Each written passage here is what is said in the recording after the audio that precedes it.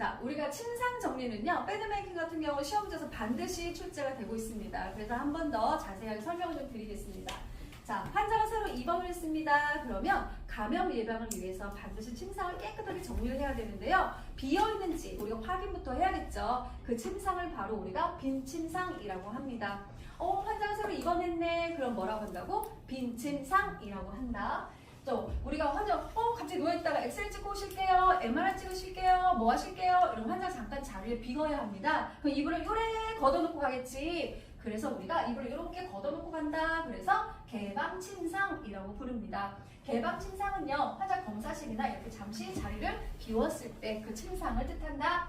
또 하나는 수술침상입니다. 수술이 끝나고 왔어요. 방금. 그러면 스트레처카로 환자 이렇게 옆으로 이동을 한단 말이에요. 환자를 굴러서 이동을 하기 때문에 이불이 밑에 있으면 안 되고 옆에서 이렇게 넘어가야 된다.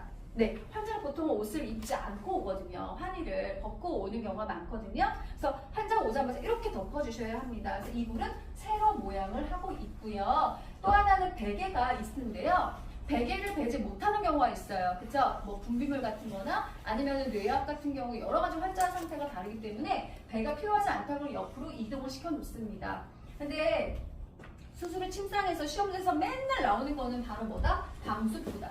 방수포가 다른 베드는 하나씩밖에 안 들어가요. 엉덩이에. 근데 수술 침상은 2개가 들어간다. 하나는 구강 쪽에, 이쪽에 들어가는데 그 이유는 환자는 수술이 끝났으니까 분비물이 줄줄줄줄 해야 되니까 고개를 옆으로 돌려놓는단 말이에요. 그러니까 침상 아래 침구가 오염되는 것을 방지하기 위해서 얼굴 쪽에 하나, 그 다음에 엉덩이 쪽에 수술 부위에 하나. 그래서 방수포가 2개가 들어간다. 그리고 환자는 IV를 하고 올 거예요. 그래서 이제 플리드를 달고 오기 때문에 폴대가 들어갈 거고 모니터링이 들어갑니다. 그 외에 환자 상태에 따라서 다른 것들이 추가가 될 수 있습니다.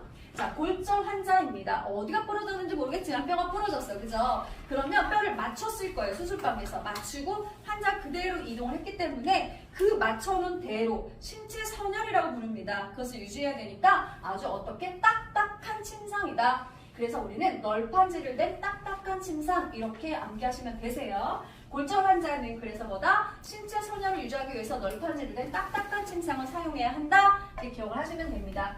이 크레들이라고 하는 건요, 베드가 있으면 이렇게 뼈대 같은 게 이렇게 뼈대가 있고 그 위에 시트를 덮는 거예요. 그러니까 시트가 직접 피부에 닿지 않아야 한다거나 아니면 다른 걸 모니터링이나 치료나 이런 것들로 인해서 좀 불편하다 싶으면 뼈대를 친다고 생각하시면 돼요. 그게 바로 크레들입니다. 크레들 침상은요, 너무 허약한 환자이거나 아니면 전신 화상을 입어서 전신에 다 약물을 발랐을 때 이 친구가 닿으면 안 되겠죠. 그런 경우나 개방 상처가 너무 심각한 경우에도 닿으면 안 되니까 크레들을 치고 그 위에 위시트를 덮게 되는 겁니다. 이게 바로 크레들 침상입니다. 암기하세요.